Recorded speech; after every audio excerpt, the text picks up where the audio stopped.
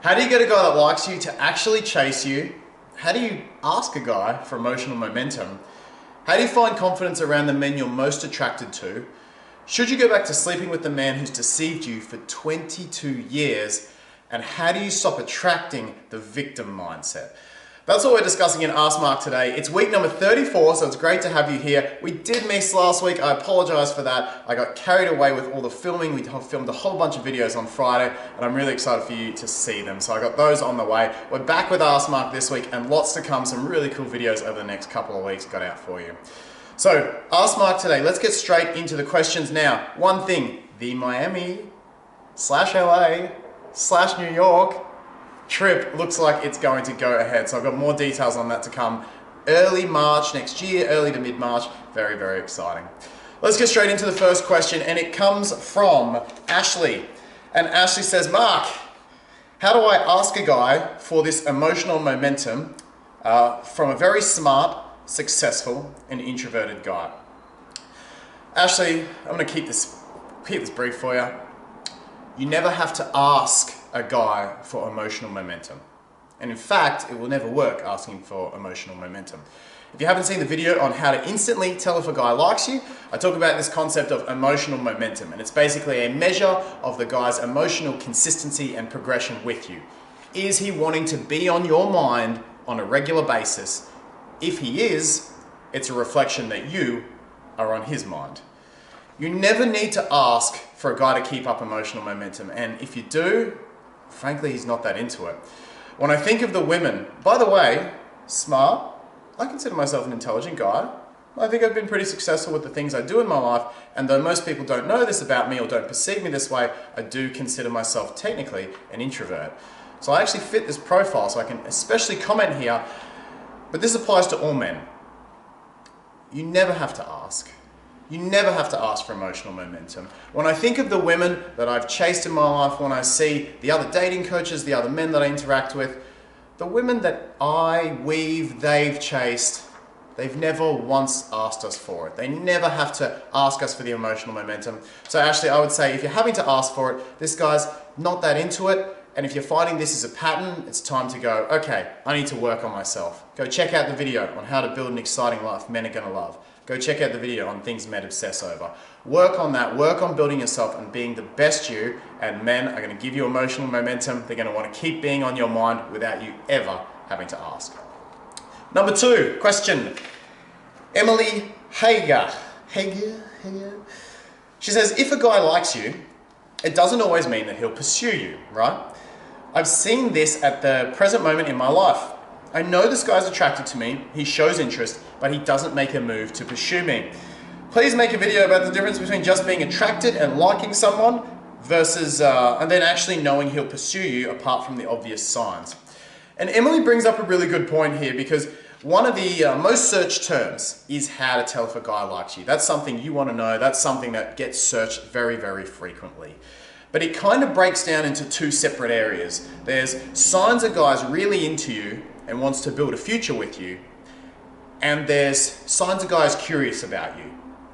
Now, the signs a guy's curious about you are the ones that are probably getting more searched. How to tell if a guy likes you. Is it things like eye contact? Is he looking at you lots? Is he flirting with you? Is he touching you? They're all well and nice, and they're fun to think about. But the signs that really matter are the ones on the other side. The signs that a guy actually wants to build something. Is he integrating you into his life? Is he keeping up emotional momentum? Is he making time for you despite his busy schedule? These are the ones that you as a woman really want to learn to read, because they're the true indicators of interest that you're going to end up with a quality relationship. These ones over here are nice to know, they're very exciting, but they don't actually amount to that much. They just get you to the next kind of step. So, Emily, what you're really asking for is, how do you sort of know if a guy is curious and he's going to transition into the next phase? And look, we've got other videos on that, so I won't repeat myself. But basically, Emily, think about moving him into that area by giving him green lights. You want to make sure that if you're suspicious that a guy is curious about you, suspicious is not a word to use, but if you think that the guy likes you, you're going, all right, I'm going to give him the green lights. I'm going to give him a clear signal, indicator of my interest. I'm going to be unafraid to show that I like him, And then that's going to give the guy the confidence to know he can move forward into this much more important phase. Third question is from Salome. Salome. She says, hello Mark, I have a question for you. Should a woman, or man, touche, have a booty call with their spouse when they're physically separated and living in separate homes? I'm not ready to date, but I still have feelings for him. He is not good for me, which is why I moved out. I'm trying to move on because of his serial cheating over 22 years, yet my body still craves for him. I don't act on these urges, but I just wanted to know from a real man's perspective how to avoid the pitfalls of this unhealthy relationship. Thanks for this amazing channel. You are truly a wonderful gift to many that you can help from the heart. Thank you, Salome. Salome, sleeping with a guy in this position who's deceived you for 22 years is about as good an idea as is visiting North Korea right now. Come on, come on, come on. God damn it. Despite my lack of reach in the Democratic People's Republic, I have no plans to go there, and I suggest you use the same mindset with your cheating former partner. In all seriousness, Salome, I'm really proud of you because you have had the courage to leave. Now let's follow it through. This guy's deceived you for 22 years. You know you deserve better. I know you deserve better. Keep up that strength right now. You've got to take that space. You've got to look after yourself. Find other ways to meet those needs. Stick to your boundaries. This is a new life change for you. This is a new standard you're setting. Don't fall back into old patterns. Question number 4 is from Linz. And Linz says, thank you for the vid. Really good one. My pleasure, Linz. I have a question. Help me. Why do I know what to say when I'm with someone I don't like and make them love me? And then blow it with someone I like and be more like, and have them be more like, I don't care about you, and make them run. I know I'm doing something wrong, but I can't control myself. P.S. I'm 23 and a med student. Great question, Linz. And I was actually discussing this with a client just yesterday. It's funny how we have such confidence around people when we don't care. We let go of the outcome. We just be ourselves. We let our subconscious run the conversation, and we make a great fucking impression. And then someone comes along that we actually want to impress, and we're like, hi. I use the analogy of Victoria's Secret models. Now, these are the types of women that would make most men nervous, even quite confident guys. If you put them into a party full of Victoria's Secret models, no alcohol, you'd find that a lot of men would be stifled, they'd be in their own heads, they wouldn't be able to flow with conversation the way they would around quote-unquote regular women. Why? Because they're not used to talking to people where the potential for success seems so good. It's like, if this conversation goes well, I'm gonna have a Victoria's Secret model. Like, you're applying the same thing here, Linz. You're meeting the hottest people, or hottest guys, and going, oh my God, if this conversation goes well, I could actually have this guy. Going back to outcome-orientated thinking. Who are the men that are gonna be the most confident around Victoria's Secret models? It's not necessarily going to be the best looking guy, or the guy who's the most out there. It's gonna be the guy that's just used to them. The photographer, the manager, the guys that are around them all the time. Why? Because they're not going to focus on an outcome, and they're going to take them down from any sort of pedestal. I guarantee if you talk to a VS photographer, he'd be like, oh, that Lindsay, she's such a goof, she's the most ridiculous woman, and then they'd laugh, and she'd punch him in the shoulder, and then he'd be like, oh, and don't go near Mandy, she's got anger problems, and she's very needy, and then she'd be like, oh, you bitch, Mr. Photographer, and they'd have a little play fight. He'd be the best flirt in the room. Why? Because he's just seeing them as regular people. He's just seeing them as goofballs. He's taking down the myth that they're going to be something special because he's just spent so much time around them and he's gotten to know them.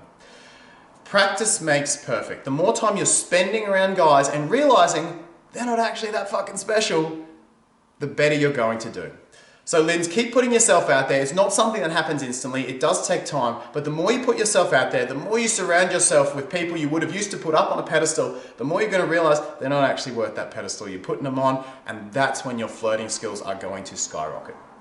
Great question. The last question comes from Jade, and Jade says, hey Mark, thank you for all the hard work you put into what you do. I'm sure it must take enormous amounts of energy and discipline. I got into a relationship with a guy who was incredibly insecure, who couldn't let go of his past. I quickly fell into the role of a comforter for that wounded soldier. I understand now that I wasn't doing him any favors.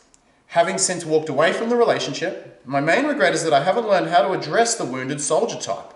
I could never figure out how to show him my support for the pain he's been through, show he can trust me with his vulnerability, but at the same time help him stop the victim mindset in its tracks, while avoiding alienating him.